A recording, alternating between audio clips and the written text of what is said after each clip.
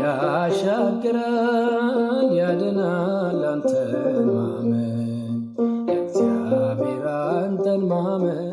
ገድለ ዮሐንስ መጥምቀ መለኮት በመባል የተጻፈው መጽሐፍ ሙሉ ለሙሉ የቤተክርስቲያን አስተምህሮ የማይወክል የሚያዛባ ስለሆነ እንዲወገዝ ተደርጓል።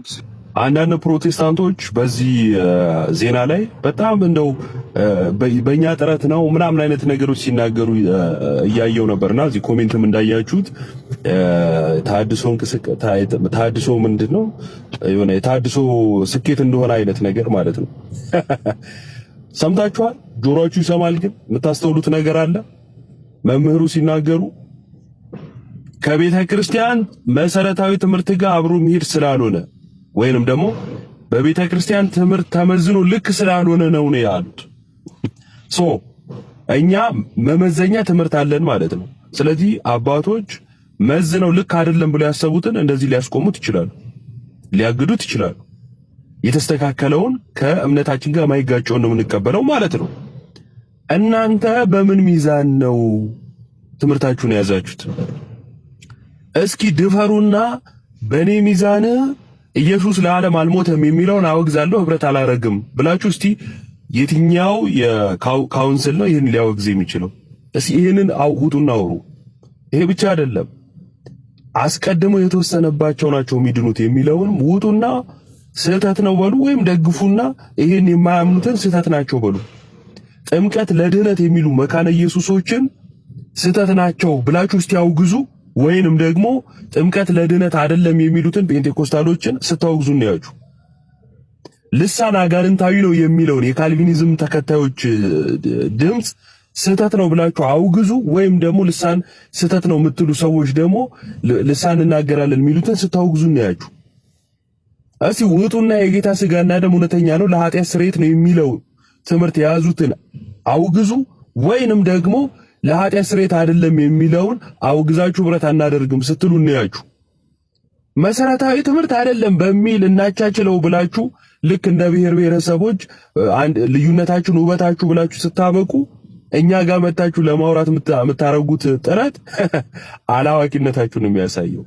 ቁጭ ብላችሁ እስቲ ልዩነታችሁን አውሩ። በመጋዝ የተሰነጠቁ በዘይት የተጠቀሉ ዋጋ የከፈሉ ይህን አባቶች እኔ ባልመሰክር እኔ ባልቀበለው ሰማይ ይቀበለዋል። ምክንያቱም የከፈሉት ዋጋ ስለሆነ። ክርስትና በተደላደለ አስፋልት ላይ መንዳት፣ መብላት፣ መጠጣት፣ መኖር ብቻ አይደለም። ክርስትና ዋጋ ያስከፍላል። ለዚህ ክርስትና ዋጋ የከፈሉ አባቶችን እውቅና እሰጣለሁ።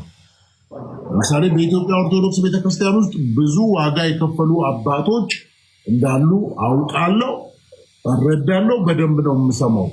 ገድላት ድርሳናትን አንድ ሰው አለመቀበል መብቱ አይደለም። ደጋግማ ያሰናል፣ መብት አይደለም። አንድ ሰው መጽሐፍ ቅዱስ መቀበል ነው ግዴታው ነው። ተአምረ ማርያም መቀበል ግዴታው ነው። ቤተክርስቲያን የምትቀበለውን ቅዱሱ ላይ መቀበል ግዴታ አለበት። ቤተክርስቲያን የምትቀበለው ቅዱስን ደግሞ ገድል ጽፋ ጽላት ቀርጻ ቤተክርስቲያን በስሙ አንጻ ይሄን ጭምር አብሮ ይቀበል። ምንም እናመቻምችው የለም። ዛሬ ጻድቁ አባታችን አቡነ አረጋዊ ናቸው። አቡነ አረጋዊ አልቀበልም ማለት አይችልም። ኦርቶዶክሳዊ ከሆነ ገድል ድርሳን የማይቀበል ኦርቶዶክሳዊ የለም። እንዲህ ብሎ ማስተማርም ኑፋቄ ነው። ሲዘዝ ባይሆን እንዲያው ከተአምራት ውስጥ ደግሞ ይሄ ተአምር የቅዱስ አደረገና ከበደኝ ከተባለ መጸለይ ነው እንዲገልጽልን።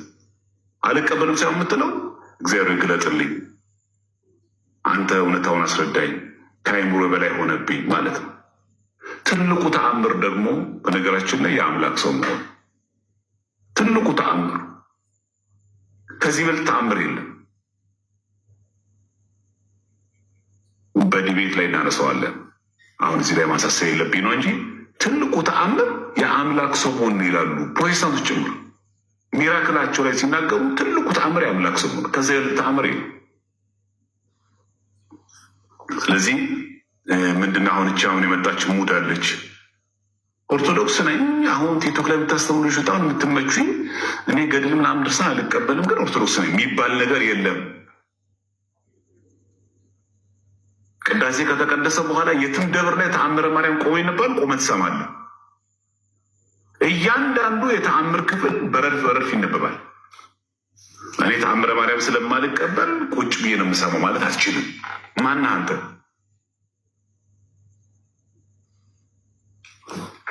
እንደዛ ሊደረግ አይችልም በቃ እንጂ አንተ አይኔ አልቀበለውም ተአምረ ማርያም። እኔ ቁጭ ብሎ ቅዳሴውን የፈለግኩት ቅዳሴውን ነው የምሰማው። ስጋው ደሙን ተቀብያለሁ። ከዚህ በኋላ ተአምረ ማርያም ቆሜ ነበር እኔ ተዘባንኜ ነው የምቀመጠው አለ ማለት አትችልም። የቤተክርስቲያን ዶግማ ስርዓት መጠበቅ ትችላለህ፣ ግዴታ ነው። አትችልም። ስለዚህ ማንም ሰው ገድላ ድርሳናትን አልቀበልም ማለት አይችልም። ኦርቶዶክሳዊ ከሆነ ሙሉ ነው የምንቀበለው። እኛ ከፍለ የምንቀበለው ነገር የለም። ቤተክርስቲያን ቅዱስ ያለችውን ቅዱስ፣ ጻድቅ ያለችውን ጻድቅ፣ ሰማዕት ያለችውን ሰማዕት፣ ጽላት ቀርጻለች፣ ቤተክርስቲያን አንጻለች፣ ገድል ጽፋለች፣ እንቀበለዋለን። ያን ሳናንገራግር ወደም ዘለም ረመጥ ዘመጥ የለው ዋጥ ነው እንጂ የሚመቸኝን ወስዳለሁ ማይመቸኝን ተዋለሁ የሚል ትምህርተኛ የለም። ቋቅ ካለ መውጣት ነው። ከዛ ውጪ ቤተክርስቲያን ውስጥ እዚህ ቁጭ ብሎ እየተሰማ እየተደመጠ እኔ የምቀበለዋለሁ እኔ ማለት ማንም ማለት አይችልም። ማንም ማለት ሊቀ ጳጳስ ማለት አይችልም። እንደዚህ ከተአምረ ማርያም ክፍል ማልቀበለው አለ ብሎ መናገራችን ሊቀ ጳጳስ መብት የለውም። ሊቀ ጳጳስ የቤተክርስቲያን ሰው ታስፈጻሚ እንኳን እኛ እዚህ ቲክቶክ ያለን ሰዎች እንኳን እኛ የሰንበት ተማሪዎች እንኳን መምህራን የሚባሉ እንኳን ዲያቆን የሚባል እንኳን መነኩሴ እንኳን ቄስ ሊቀ ጳጳስ አይችልም። የቤተክርስቲያን ስርዓት የማስፈጸም ጥያቄ መብት ግዴታው ያለበት የሚታረም ነገር ሰው ምን እንደሚደረገው በሊቃውንት ጉባኤ ይታይና በቅዱስ ሲኖዶስ ጸድቆ ይታረማል። እስከዛውስ ሁሉም የመቀበል ግዴታ አለበት ከቅዱስ ፓትርያርኩ ተነስቶ እንጂ ገድለ ጊዮርጊስ አልቀበልም፣ ገድለ ተክለ ሃይማኖት አልቀበልም፣ ገድለ ምናምን አልቀበልም ማለት አንችልም። ባይሆን ያንን ገድል ቤተክርስቲያን የምትቀበለው መሆን ማረጋገጥ ነው። ከተቀበለችው መቀበል ነው። ለምሳሌ አውደ ነገሥት የጥንቆላ መጽሐፍ ነው። በቃ አለቃ እንቀበለው። የጥንቆላ መጽሐፍ ነው። ይሄ መጽሐፍ ስርዋጽ አለበት፣ ያ ስርዋጽ ያለበት ይቃናል። አለቀ። ከዛ ውጪ የማስተካከል ስልጣን ያለው ቅዱስ ሲኖዶስ ብቻ ነው። የማረም ስልጣን ያለው ቅዱስ ሲኖዶስ ብቻ ነው እንጂ እዚህ መንደር መተን ቆመን ባትቀበል ችግር የለውም እኔ ኦርቶዶክስ ነኝ ማለት አይቻልም።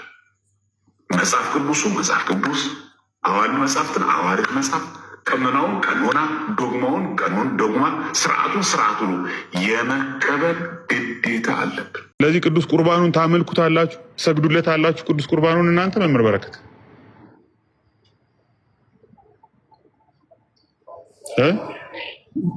ለቅዱስ ቁርባን አንሰግድም። ምክንያቱም ክርስቶስ አለ። ስጋውና ደምን የሰጠውን ክርስቶስ ብለን ነው እንጂ የምንሰግደው። ግን ካቶሊኮች ግን ኢሬኔስን ጠቅሰው ይኸው ጌታ ነው የተገኘው እኮ፣ ይሄ እኮ እውነተኛ የጌታ ስጋና ደም ነው፣ ጌታ በቸርቻችን ተገኝቷል። ለምንድን ነው እውነተኛ የጌታ ስጋና ደም ከሆነ ራሱ ጌታ ከሆነ ቅዱስ ቁርባኑ ላይ ያለው ለምን አታመልኩትም? ለምን አትሰግዱለትም? ምንድነው ልዩነቱ? ያ ክርስቶስ እኮ አለ አይደል? የሚቀረው ነገር አለ። የክርስቶስ ሙሉ ክርስቶስ አይደለም ቅዱስ ቁርባኑ ላይ ያለው፣ የሆነ የሚጎለው ነገር አለ።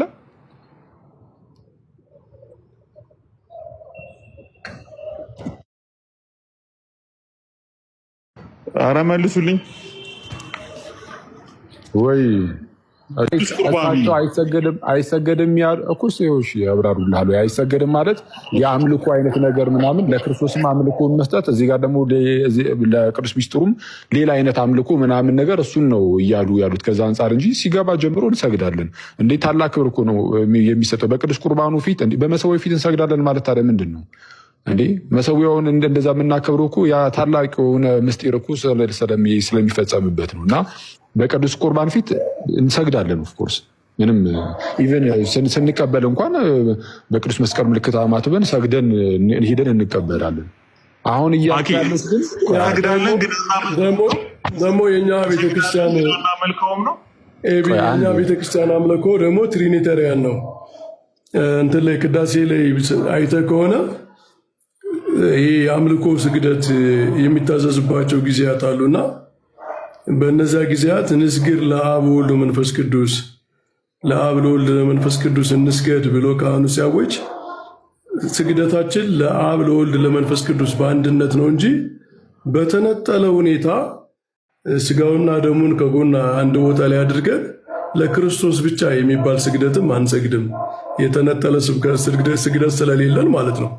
ሁልጊዜ የአምልኮ ስግደት የወርሽፕ ስግደት ስናደርግ ትሪኒቴሪያን ነው በቤተ ክርስቲያን ማለት ነው። በተለይ ደግሞ በቅዳሴ ያ ትሪኒቴሪያን የሆነው ነገር እንዳለ ነው ሁሌ እና አምልኮ ኦፊሻሊ ስግዱ የአምልኮ ስግደት ስገዱ ሲባል ለአብ ለወልድ ለመንፈስ ቅዱስ ተብሎ በአንድነት ነው የሚታወጀው። የተለየ ለወልድ በተለየ ሁኔታ ከዚያም ደግሞ በስጋው ደግሞ ስፔሲፊካሊ በሆነ ምንድነው በተለየ ሁኔታ የሚደረግ የተለየ የተገነጠለ አምልኮም የለም።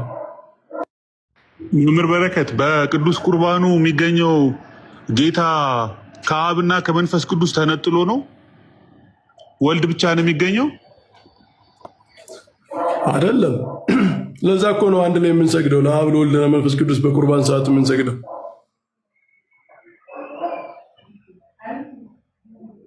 ስለዚህ በቅዱስ ቁርባኑ አብም ወልድም መንፈስ ቅዱስም ይገኙበታል።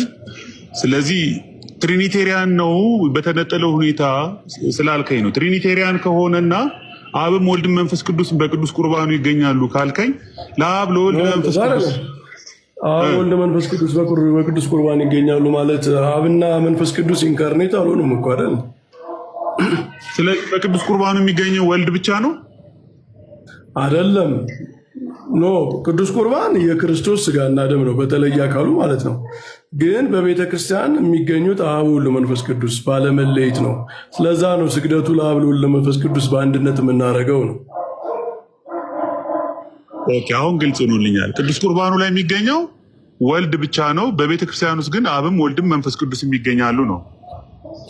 ቅዱስ ቁርባን የሚገኘው ቅዱስ ቁርባን ላይ የሚገኘው ሳይሆን ቅዱስ ቁርባን የክርስቶስ ስጋና ደም ነው አይደል? እሺ እኮ እኔ ደግሞ ክርስቶስ ከአብ ከወልድ ከአብ ከና ከመንፈስ ቅዱስ ተነጥሎ ስለማይገኝ ቅዱስ ቁርባኑ ላይ ለዛ እኮ ነው ስለማይነጠል ነው ለአብ ለወልድ ለመንፈስ ቅዱስ እንስገድ ብለን የምንሰግደው በአንድነት።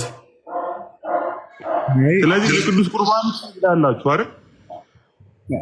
ኤቢ በዚህ አጋጣሚ ማለት ክርስቶስ በተለየ አካሉ ሰው አልሆነም ነው። በዛ ልክ መውሰድ አለብን። ስለዚህ በቅዱስ ቁርባኑ ክርስቶስ በተለየ አካሉ ነው የሚገኘው። መኩ ወይ ከአብና ከወልድ ማለት ከአብና ከመንፈስ ቅዱስ ማለት ነው ተለይቶ ነው አይደል? ወልድ በአካሉ ስጋን የለበሰ ሰው የሆነ። ስለዚህ በተለየ አካሉ ነው ቅዱስ ቁርባኑ ላይ የተገኘው። የክርስቶስ አካል ብቻ ነው የሚሆነው። በነገራችን የክርስቶስ አካል ነው የሚሆነው እንጂ የአብ ወይም ደግሞ መንፈስ ቅዱስ አካል አይደለም። ያ ስጋ የወልድ በአካል ስንገልጽ የወልድ ነው። ግን በቤተ ክርስቲያን ላይ አብም ወልድም መንፈስ ቅዱስም ይገኛሉ። በቅዳሴ ሰዓትም ይገኛሉ። በስላሴ ደረጃ ካነሳው ልክ በስላሴ ደረጃ ስናብራራ አብ ወልድ መንፈስ ቅዱስ አይነጣጠሉም። አንድ መለኮት እንደመሆናችሁ ሶስቱም በመለኮት አንድ እንደመሆናችሁ ይገለጣሉ። በአካል ስትወስድ ግን የክርስቶስ አካል ተብሎ የሚገለጸው ኦንሊ ስጋው የሚገለጸው ለወልድ ብቻ ነው እንጂ ለአብም አይሰጥም፣ ለመንፈስ ቅዱስም አይሰጥም። ከድንግል ማርያም ስጋን የነሳ ወልድ እንደመሆኑ ማለት ነው። ማኩ እሺ፣ አብና መንፈስ ቅዱስ በቅዱስ ቁርባኑ ላይ ይገኛሉ። በቅዱስ ቁርባን ሰዓት ላይ አንድ መለኮት እንደመሆናችሁ ሰዓት ሳይሆን በህብስቱና በጽዋው ላይ ይገኛሉ። ከክርስቶስ አይለዩም፣ በመለኮት አይለዩም። አብም ስለዚህ ይገኛሉ በጽዋውና በህብስቱ ላይ ይገኛሉ። ከአካል አንጻር ግን ማነው ከተባለ ወልድ ነው አካላዊ።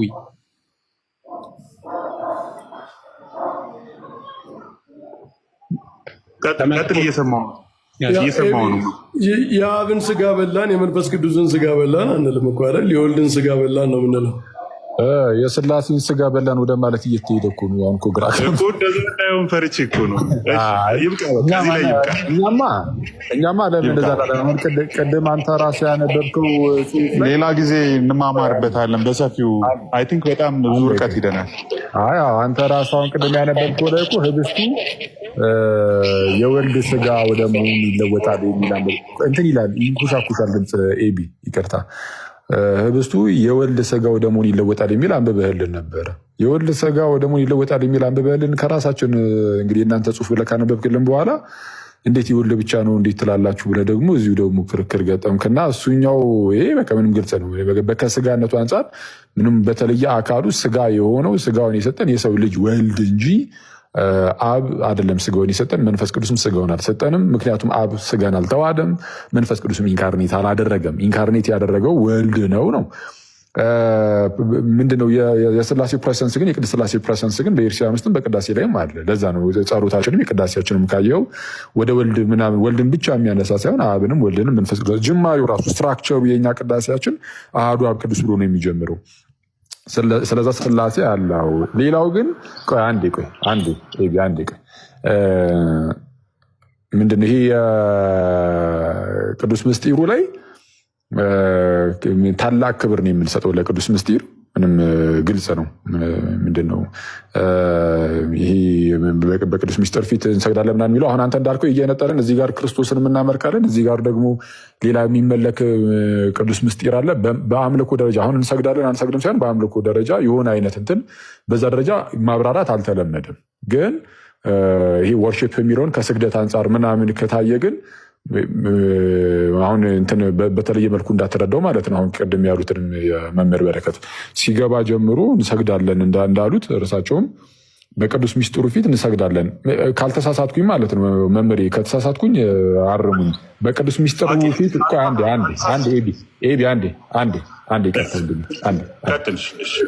ከተሳሳትኩኝ እንዲያርሙኝ መምህርም በቅዱስ ቁርባኑ ፊት እንሰግዳለን አይደል መምህሬ? ምናልባት ከተሳሳትኩኝ ዛሬ እንትን እያሉ ስለሆነ ከታች ቅድም እንደዛ ሲባል የተለያየ ነገር ነው ያወራችሁት። ብዙ ሰዎች ስላሉ እንደ ፖለቲክስ የሚሰሩ ሰዎች ስላሉ ግን ምንድነው የተለጠለስ አምልኮ የለንም ነው ከአብ ከወልድ ከመንፈስ ቅዱስ የተለየ ለስጋውና ለደሙ ብቻ አድርገን ለክርስቶስ ብቻ እንሰግዳለን የሚል አምልኮ ትሪኒቴሪያን ነው። በአንድ ላይ ነው የሚደረገው። ሁለተኛ ክርስቶስ በቅዳሴ ሰዓት ያለው ስጋውና ደሙን የሰጠ መስዋዕቱ ነው ብቻ ሳይሆን የሚሰጥ ካህንም ሆኖ ነው ያለው። መንፈስ ቅዱስም ስጋውና ደሙን እንዲቀይር ካህኑ ይጠራል ማለት ነው። ኤፒክሌሲስ የሚባል አለ። ስለዚህ ትሪኒቴሪያን የሆነ ዶክሶሎጂ ትሪኒቴሪያን የሆነ አምልኮ ሳን ላይ እናቀርባለን